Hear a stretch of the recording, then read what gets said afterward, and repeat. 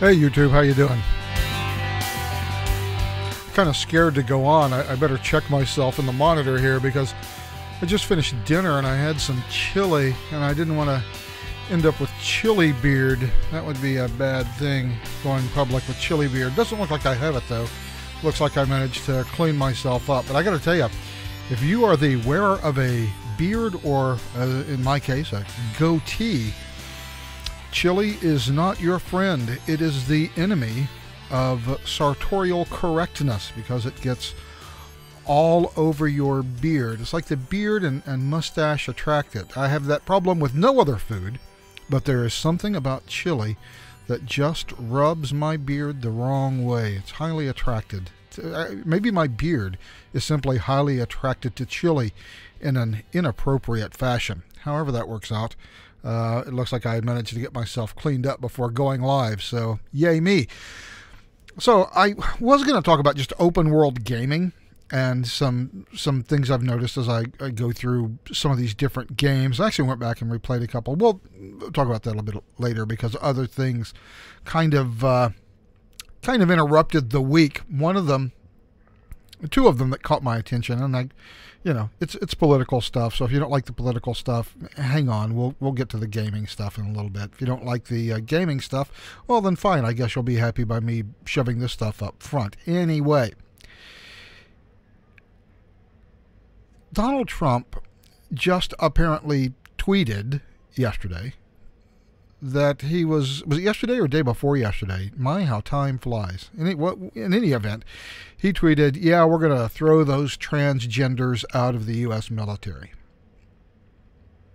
And people started calling the Pentagon and saying, all right, what's the deal with these transgendered people and throwing them out of the military? And the Pentagon said, we don't know what you're talking about. You'll have to talk to the White House about that. And they called the White House, and the White House press shop said, yeah, you got to talk to the Pentagon. So apparently nobody but Donald Trump knew anything about this whole kicking transgenders out of the military thing. And it caused a lot of uproar. And ultimately today the military said, look, any transgenders that are currently serving can serve for the moment. Because apparently Donald Trump just made a major military personnel policy switch on Twitter without actually informing anyone of it. We'll talk more about Mr. Trump in just a few minutes. But this transgender thing, I noticed something interesting yesterday. People started to wonder how many transgenders are in the military, and a fairly low number was bandied about at the beginning of the day. By about 1 o'clock in the afternoon here at California time, the number of transgendered soldiers had risen to 15,000. Mark Hamill tweeted a tweet talking about how much he gave his support to the 15,000 transgendered active duty service members. Okay, stop it. There are not, I guarantee you, there are not 15,000 transgendered people in the military. The entire military, everybody on active duty, Army, Air Force, Navy, Marines, the whole shooting match, you know how many there are? Oh, that's delicious. Oh yeah, how many are there? 1.5 million. That would place the number of transgendered soldiers at about 1%. Now, at that ratio, there would be at least one transgendered soldier in every fucking rifle company. On the average aircraft carrier, there'd be about 50 transgendered sailors. There are not, I repeat, not 15,000 transgendered people in the military. That number is a wild exaggeration. I don't know how many there are, but I have to tell you, I spent 10 years on active duty, and as far as I know, I didn't run into one of them, no one at least who publicly identified as transgendered. I currently teach at the university level on a military installation, and so I have a lot of military people as students, and over the years teaching at the college level with military members as my students, I have not, as far as I can tell, run across a single transgendered military member. Or, by the way, now that we're on the topic, any of their families who also attend my classes. So, 15,000, not a big number. Now let's talk about this whole transgender thing for a minute. I'm in kind of a flux about this. First of all, let's recognize, and I don't know why I'm trying to nuance this, because this is the internet, so no matter how I try to nuance it, whatever I say will be taken out of context. So before we begin, those who take things out of context, go fuck yourself. Now let's move on. There are a number of people, a fairly small number, but a number of people who are legitimately born with sexual organs that differ from what their chromosomes tell us they should have. There are people who have penises and vaginas who have XX and XY chromosomes respectively, or maybe I just got that backwards now. I don't remember what order I talked about it. But people who have the wrong chromosomal match for the actual dangly bits that they have. It's not a large number, but those people do face an interesting problem throughout their life. What we used to do, at least up until the 1980s, was as soon as we looked at you and saw that you had a penis but that you had a woman's chromosomes, we would immediately do sexual assignment surgery on you as soon as we practically could. I don't think that's a wise thing to do. I don't think that's, making that presumption ahead of time is very good. I think that we probably should. And see, here's where it gets thorny. Do you have somebody who, for all practical intents and purposes, genetically is a woman, but who has male parts? Do we keep them as male until they're old enough to make that decision themselves? And they go through perhaps some sort of troubles or traumas in childhood. Perhaps they find themselves attracted to other men and they get called a homosexual and gay and faggot and all the other horrible things that kids call each other until they're old enough to actually do sexual reassignment. I don't know. It's a thorny problem. I don't know how to handle it. I don't know that there's a public policy method of handling. I don't know that there should be a public policy method of handling it. Actually, I do know there shouldn't be. This is something that families and their doctors need to work on. So if you are sort of messed up that way genetically at birth, I'm not sure what we can do for you as a society in terms of any sort of governmental solution. I don't know that one exists. I'm pretty sure one doesn't, in fact. I think that this is something that you're going to have to deal with, like many other people do with many other problems or birth defects or what have you. It's just sort of a cross that you have to bear until you can reach a point where whatever method you can find to ameliorate it, you can make that decision to do so. And I don't know how we cross that. And I don't know how we make kids less of assholes. I mean, let's face it, kids are little assholes. I don't know how we fix that either societally. All children are barbarians. And as barbarians, they have to slowly, over the years, be civilized and taught how to act in civilized societies. Societies that fail to teach their children how to act end up falling to a vertical invasion of the barbarians, as it's been called. That's a separate subject. So we do have these transgenders who actually have a physical and medical condition that we can point to that says, okay, this is a real live medically induced transgendered issue. And again, I'm not sure how we solve that, and I'm not sure that we should solve that without the input of the person themselves. But what about people who just have who are genetically men and who have all of the male bits and who have lived as men for their lives and who decide, okay, now I'm a woman and I want to be a woman and I want to change into being a woman? Now, what we're taught in the modern world is that this is perfectly normal and acceptable and that gender exists on a spectrum, and if you're gender non-conforming, you should be supported and loved. Okay, well, that sounds good, and it sounds compassionate. And look, I'm all for compassion. I'm all for being good and nice to people. I'm just not so sure that that is being good and nice to people. Here's the thing. I pulled up this deal from the American Foundation for Suicide Prevention, and I'm going to read it, which is why I'm not looking directly into the camera. It was a study done by the American Foundation for Suicide Prevention and the Williams Institute of the UCLA School of Law in 2014. It was called Suicide Attempts Among Transgender and Gender Non-Conforming Adults, Findings of the National Transgender Discrimination Survey. I'm not going to read the whole thing to you, but I am going to read something that catches my eye. The prevalence of suicide attempts among respondents to the National Transgender Discrimination Survey conducted by the National Gay and Lesbian Task Force and National Center for Transgender Equality is 41%, which vastly exceeds the 4.6% of the overall U.S. population who report a lifetime suicide attempt, and is also higher than the 10 to 20% of lesbian, gay, and bisexual adults who report ever attempting suicide. So the prevalence of suicide attempts among people who identify as transgender or gender nonconforming is 41%.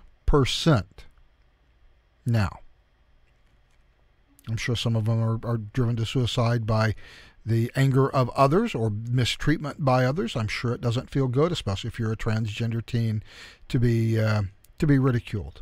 We'll take that as a given. But a suicide attempt rate of 41% is outrageously high. It's practically 10 times the prevalence of suicide attempts in the general population. So we have to ask ourselves, and the report asks, although it does not answer this question. It says, based on prior research and the findings of this report, we find that mental health factors and experience of harassment, discrimination, violence, and rejection may interact to produce a marked vulnerability to suicidal behavior in transgender and gender nonconforming individuals. Well, that's a whole bunch of things that might go together to make you want to kill yourself, and I wonder what the relative weighting of those is. I wonder especially at the rating of what they call mental health factors. And I can't help but wonder how much of transgenderism is not because this is what makes me feel sexy, but this is because they may have some sort of body dysmorphia and therefore need some mental help, not support for being transgendered. They need the mental help to decide if they actually are transgendered or if they're suffering from body dysmorphia. Misplaced compassion does just as much harm as no compassion at all. If the issue is with some transgenders that they have body dysmorphia that could be helped with counseling or other psychiatric treatment, then telling them that they're perfectly okay is a lie and does not help them solve their root problem, which is a mental health issue. And I can't help but wonder how much of transgenderism is some form of body dysmorphia. There's probably not a lot of research on it out there. I certainly don't run across a lot. I mean, there's stuff here and there, but I'm not sure that we've ever done a huge study on it because I'm not sure we've ever felt that there was a population of transgenders big enough to make that worthwhile. So take that for what it's worth. But if it is a problem with body dysmorphia, do we really want to bring people into the military? And I pose this inquisitively, not asseveratively. Do we want people in the military handing them fully automatic rifles who may not be in the best mental state and who do have, as the national what do they call it? The American Foundation for Suicide Prevention has it. If they have a 10 times greater risk of committing suicide at some point in their life, I'm not sure how easy we want to make that for them, and I'm not sure how much access to fully automatic firearms, or explosives for that matter, that we want to give them.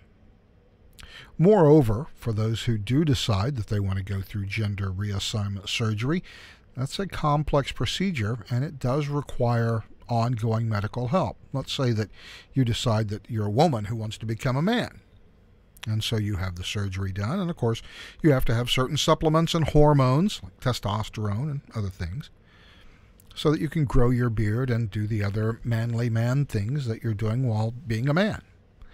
Well, that's fine, but in your unit, when you're out in the field, there is a limitation logistically on how much stuff we can get you. We can get you a couple of things fairly regularly. We can get you ammo and we can get you food. Odd medications are probably going to be far down on that list. So if you're transgender, are you actually even deployable if you've had gender reassignment surgery? If not, why are you in the military? If you're not deployable, you have no purpose, you can't stay in. That's the bottom line. If you're not deployable, you have no business being in the military. And look, we have a lot of disqualifying factors for being in the military. Heart problems, diabetes, several different chronic problems that just prevent you from serving. You're just disqualified from serving at all. Is transgender issues one of those problems? Maybe it is. If you have the gender reassignment surgery, it almost certainly would be, because it'd be difficult to deploy you to any sort of a remote location and still keep you supplied with the medications that you need on an ongoing basis, just as it would be difficult to take anyone with a chronic medical condition such as diabetes and ensure that they always have a ready supply of, if they're not on insulin, metformin or Invokana or one of the other prescription medications that you have to try to reduce your A1C level. So, should transgenders be allowed in the military? I think, on balance, probably not. Not because they're icky transgenders who, wear dresses even though they have dicks. I care less about that. Do whatever you want to do. That's not even an issue with me. But do you have mental issues that might need attention? If so, then you need to get mental help. And the place to get that is not the United States military. If you've gone through gender reassignment surgery, do you have special medical needs that we have to take care of? Then you don't need to be in the United States military any more than someone with diabetes needs to be in the United States military. So I'm all for taking a look at this. I'm even more for taking a look at the whole issue of transgenderism itself and this issue of transgender suicide and trying to figure out if real compassion for transgenders includes getting them to a psychiatric professional for evaluation to see if they're not suffering from, as I said previously, some form of body dysmorphia. Of course, nobody in public policy can say that because that means that you hate the transgenders and, well, can't have that. So I don't know how we approach it. I know how we should approach it. As always, we should approach these sort of things, especially things that are potential medical or mental issues, with compassion. But we need to look at it realistically. And the trouble with the transgender issue right now is that it's almost impossible to look at in any sort of objective light, simply because politics has now reared its ugly head about the whole issue, and how you feel about transgenders now determines whether your politics are good or bad, or whether you are a morally good or bad person. So if you don't think that transgenderism is perfectly normal and perfectly good, despite a 10 times higher suicide rate among transgenders, well, then you're just an evil person and you're contributing to the problem. And if you suggest that maybe transgenders have a mental issue that should be looked into just to be sure they're okay, well, then you're some sort of Nazi eugenicist who just wants to kill all the transgenders. All right, fine. Cast all the aspersions that you want. But you don't solve problems by politicizing them. And transgenderism, whether it's a problem or not, has been politicized. So it therefore becomes insoluble, because now it determines politically whether you're a good person. And of course, as we all know, your politics determine whether you're a good person or an evil human being, of course, because how else could people disagree with me because I'm so good? And so anyway, that was what Trump kicked off this week. That's one of the two things Trump kicked off this week. The other thing that Trump kicked off this week was his constant tweeting about the Attorney General of the United States, Jeff Sessions. Now, I am not a Jeff Sessions fan. Never have been. He's one of those old, unreconstructed drug warriors, one of those Southern law and order fellas who thinks the cops can do no wrong. And he is the guy who started this, or who rebooted and buffed this whole civil asset forfeiture deal for the feds. And in fact now made it possible for the feds to take amounts as little as $5,000 away from people who, as far as we know, have never committed any crime. So we do it through civil asset forfeiture. Okay, well, that sucks, and he's a sucky guy for wanting to do that. I think it's unconstitutional. I think it should be tossed out, but whatever. We'll take it as a given that Jeff Sessions is an ass. You know who else is an ass? Donald Trump. That narcissistic buffoon has been complaining over and over about how Jeff Sessions recused himself, and Jeff Sessions should have told me, and I'd have hired somebody else, and blah, blah, blah, blah, blah. To which a couple of things come to mind. Number one, you hired him. If recusal was a possibility that you feared, even if it wasn't a possibility that you feared, even if it was just a possibility, and certainly it was a possibility, you should have asked him about that. You should have asked him, okay, something comes up about the presidency or this whole election thing, because we had been talking about Russian collusion basically since the day the election was over. Why didn't you bring it up to him? Say, hey, would you recuse yourself from this or not? Now, maybe he doesn't answer. Maybe you pick somebody else. Okay, fine. But you didn't ask him that. You know, for a guy that's made billions of dollars in New York real estate and who has all these successful companies, it's funny that your hiring practices seem to have slid past that. And I don't know how, as President of the United States, you ridicule your own Attorney General and talk about how sad he makes you and how horrible he is. You're the President of the United States. You don't tweet about your employees and what assholes they are. You fire them, or you shut up about them and you give them the support that they need to do the job that you hired them to do. What you don't do is leave them twisting in the wind. And this is the thing about Donald Trump that gets me. I remember during the campaign, whenever he said, oh, if I'm nominated, you better believe I'll be more presidential than you can possibly believe.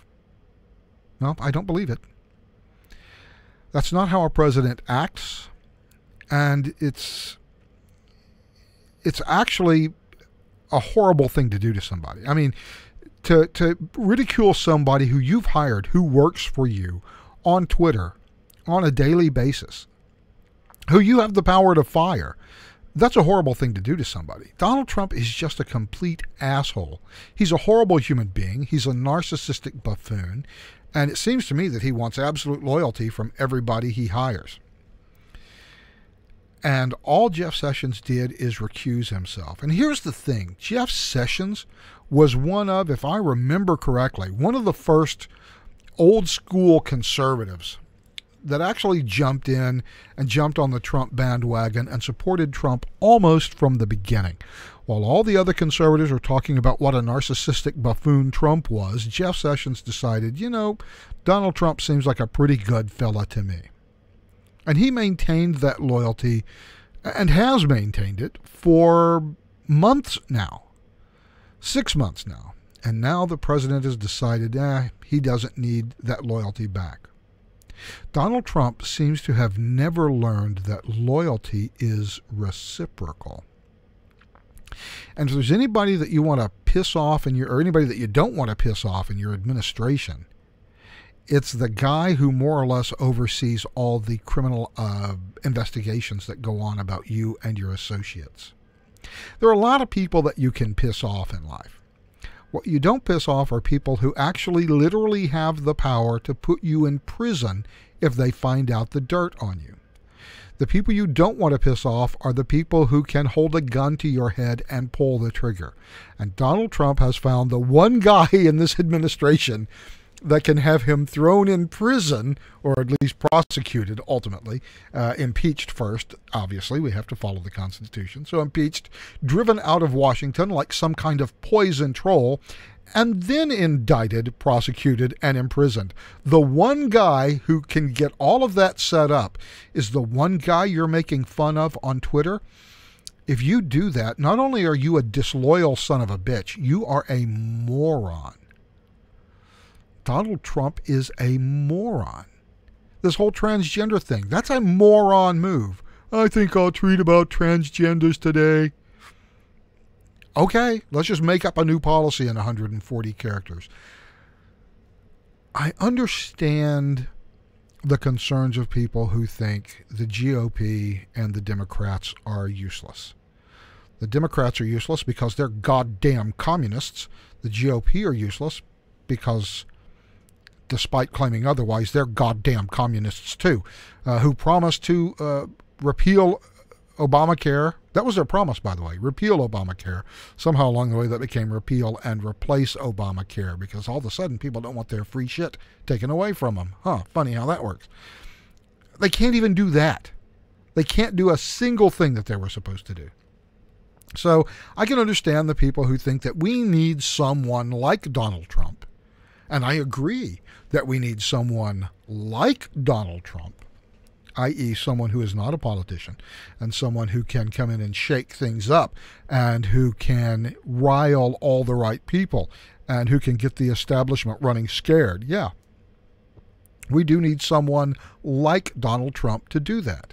Turns out Donald Trump is not the guy to really get that done. I'm pretty sure we're not going to get an Obamacare repeal and replace. So I'm pretty sure the ACA is going to stay with us. I'm pretty sure we're not going to get the wall. And I don't think it's going to be 30 feet high, and I don't think it's going to be 3,000 miles long. Obviously, if we don't get it, it will be neither of those two latter things.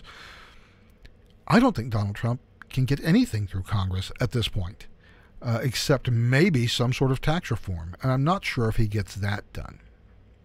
So Donald Trump has just spent this week pissing me off for a variety of reasons. But I think the worst thing is just the specter of the way that he's treated a guy that I don't even like, Jeff Sessions, simply because of what it shows about Donald Trump's character. In Kelly's Heroes, Carol O'Connor plays this Army two-star general who commands a division.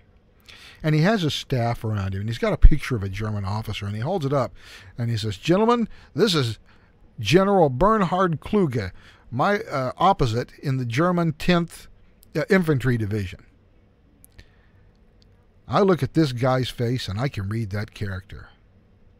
And gentlemen, this guy is a loser. And I look at Donald Trump's face, and I look at the way he treats Jeff Sessions. I look at the way he treats pretty much anybody who he thinks he has power over, and I think this guy is a loser. Actually, I think this guy's an asshole, but he's who majority of the voters in the states with the electoral votes that counted picked as president. So in our Republican system of government, he is now president. I regret that he is president. I regret it less than I would regret if Hillary Clinton was president, because I think Hillary Clinton is as crooked as the day is long. So I'm happy she lost. I am not happy he won. I didn't really have a candidate that I could really get behind this last cycle, but that's because I'm, in some sort of political fucking weird asshole land. So, okay, I'm a politically weird asshole, whatever. But Donald Trump and Hillary Clinton weren't my people, and I don't know.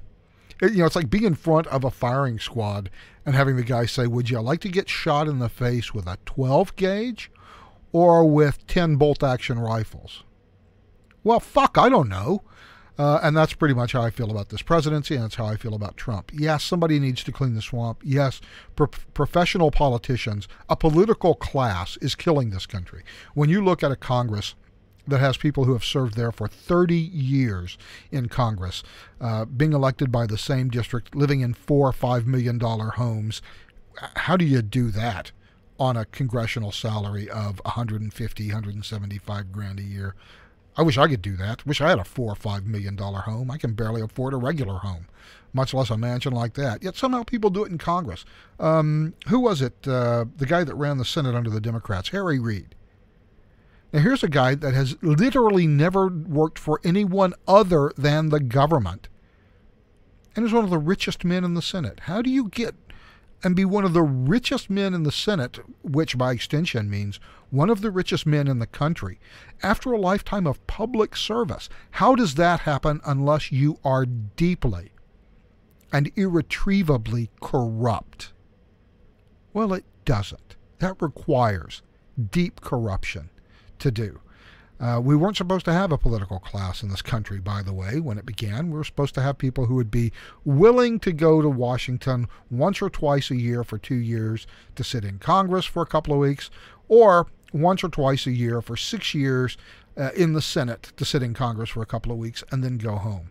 We weren't supposed to be sitting in the House or the Senate for 30 years. John McCain has been in the Senate or the House for nigh on 40 years now. Okay, but that's not the system our founders had in mind. So anyway, political assholery all around. Which brings me to the subject of open world gaming. I don't know how it brings me to that subject. It was just one of the things I wanted to talk about because I've been playing several of them, and I actually went back and played a couple more.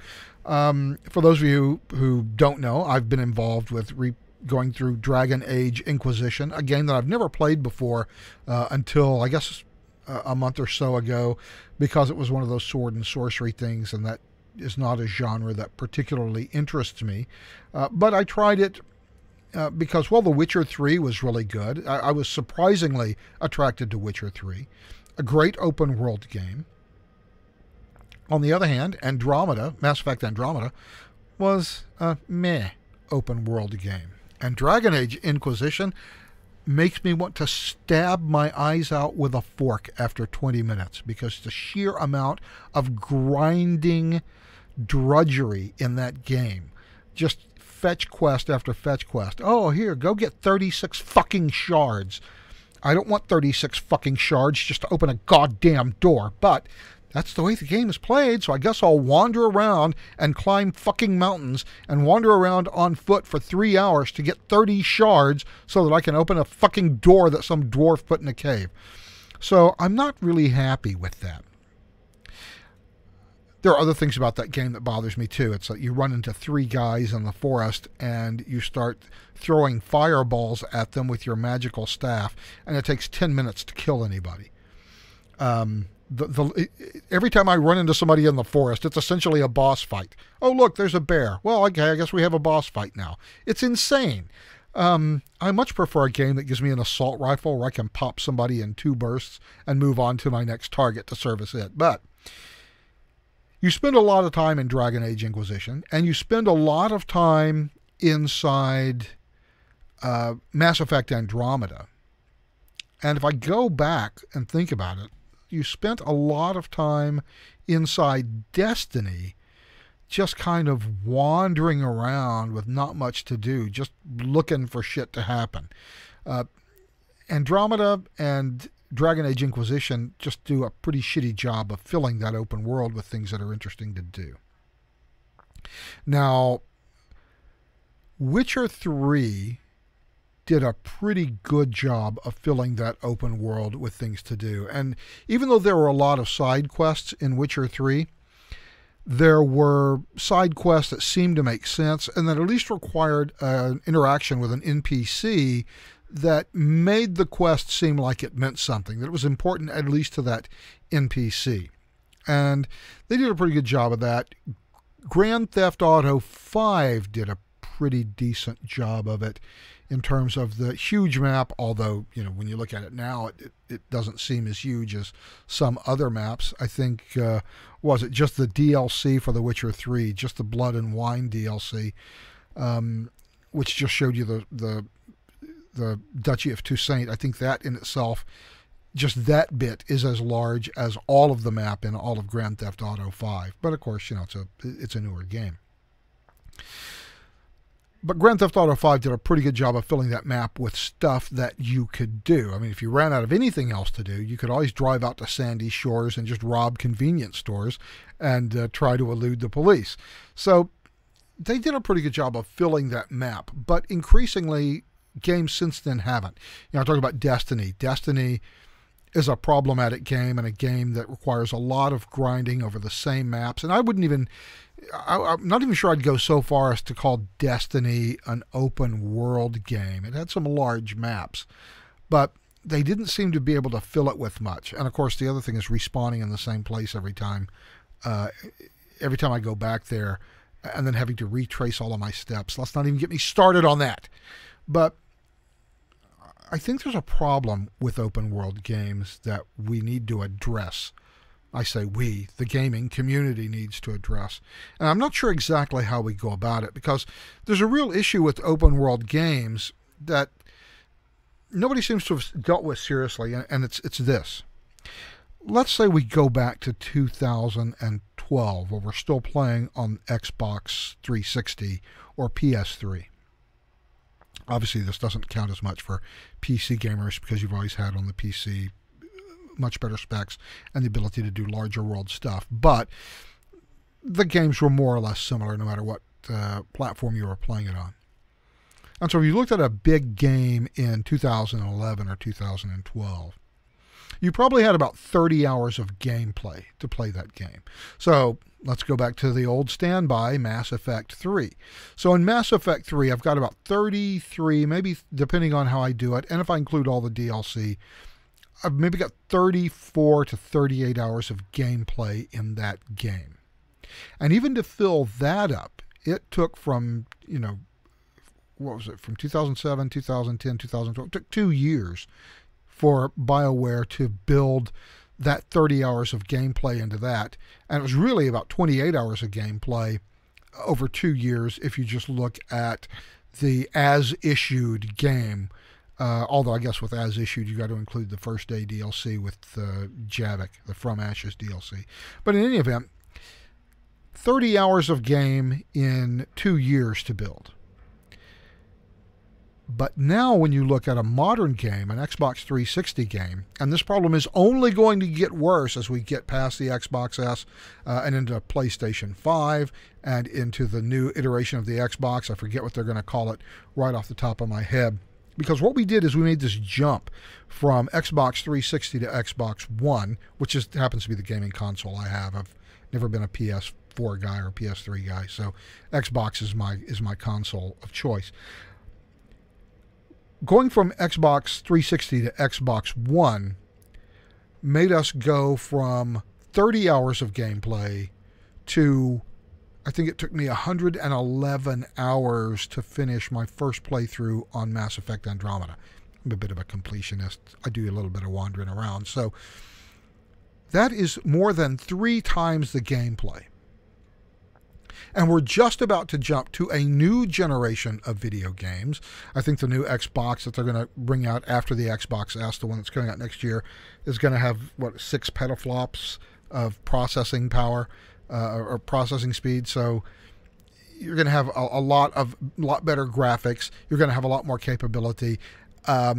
And it's going to have, of course, a lot more memory, which means I can store bigger games. And so we went from 30 hours to 111 hours, jumping from 360 to from 360 to Xbox One. And now we're probably going to get, perhaps not as big, but a similar jump, maybe even a factor of 2.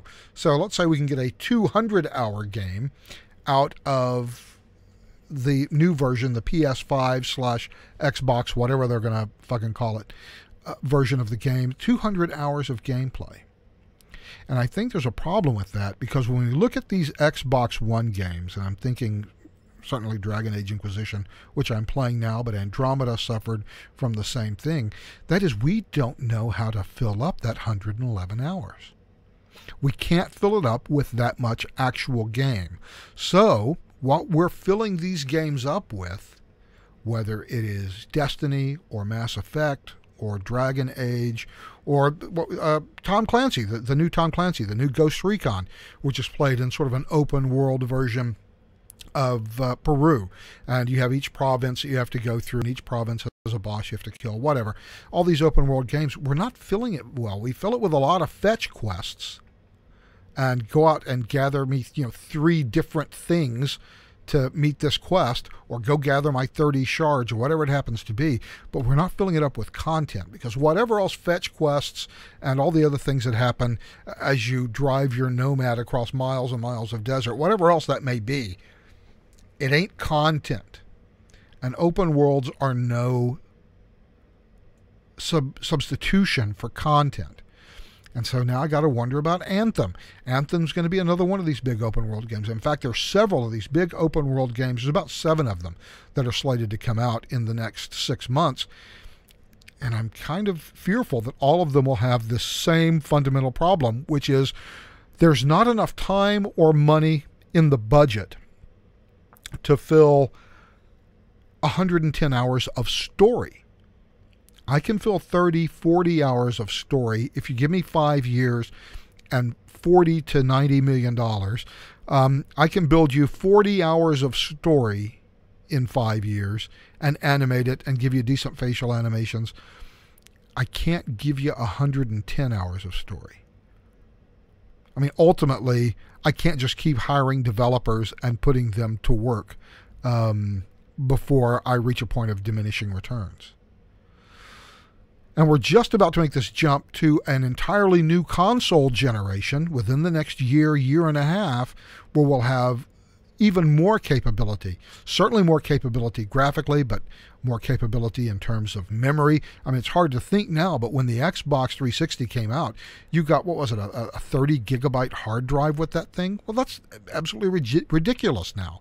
30 gigabytes, that barely gets you through one game. I think I've got Fallout 4, another open world game, by the way, which I forgot to mention.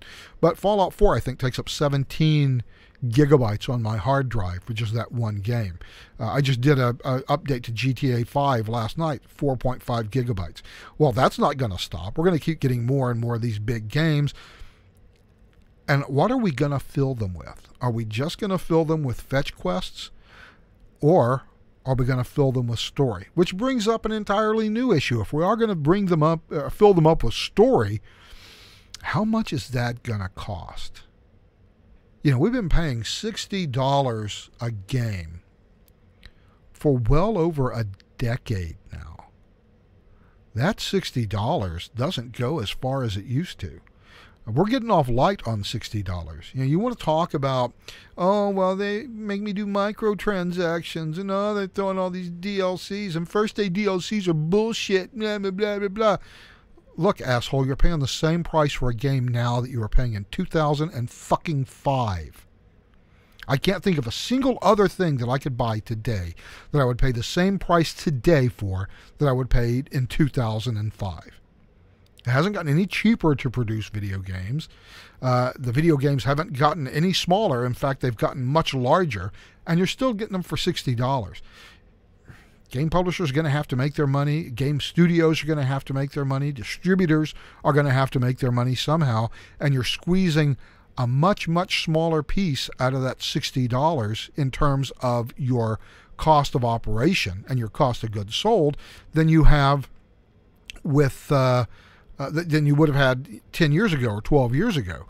We are slicing that pie awfully thin, and the margins are getting smaller. The profit margins per game are getting smaller. The only way that they can make money is if you people are willing to pony up $100 plus per game to get the full game. And yes, I know it's frustrating. You buy a game like Destiny, and you can play almost all of the game but the ending, but you have to buy the DLC to get to the actual end of the game. Yeah, I get it. That's irksome. I should get the whole package when I buy a game. But $60, which has been the going price for a lot of years, maybe that shouldn't be the going price anymore. Maybe you should be willing to pay $100 or $110, maybe $120 for the game. If you want these publishers to stay in business, they've got to at least make a 3 to 5% profit margin. And if you're going to tell them that they can't sell you stuff for $100, well, then they're going to get that money out of you some way. They have to make the money that they need to stay in business. If you're not going to give it to them up front with the game, then guess what? They're going to start charging you DLCs, and they're going to keep microtransactions in there, and you're going to bitch and moan about it because you don't want to pay $60 a game. But I don't see how you get to have your cake and eat it too. Cake. Have it, eat it. Please choose one. Anyway, that's all I have for today. That was the things that were sort of on my mind over the last couple of days, and I just wanted to get them off my chest. And so now I guess I have. So have a great week, everybody. Thanks for listening. We'll talk to you again in another couple of days. Until then, so long.